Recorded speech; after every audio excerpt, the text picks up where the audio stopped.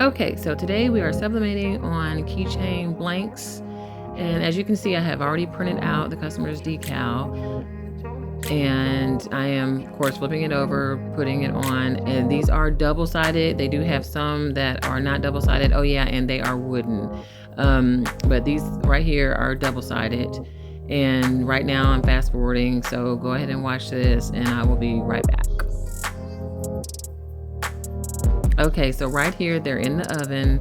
And what I am going to do, of course, is put the top down and I'm going to hit the vacuum button. And what happens is that rubber piece suctions down so it holds everything tight, everything still, and also so it will sublimate. As you can see, it just got really smooth. It's kind of cool. So we're going to watch this.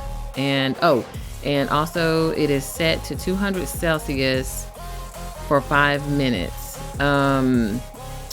It is vacuuming at the same time. You do not turn the vacuum off while it's baking, okay?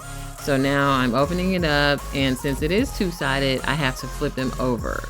So we'll flip them over for another 5 minutes at 200 Celsius, which is 392 Fahrenheit, I believe, but I have to get the book back out to figure out how to get it back in Fahrenheit.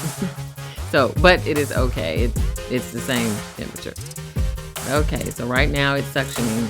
But remember, if you have one of these and you're using this part, keep the vacuum on until it's done. And actually it will, when the timer goes off, it will cut the vacuum off itself.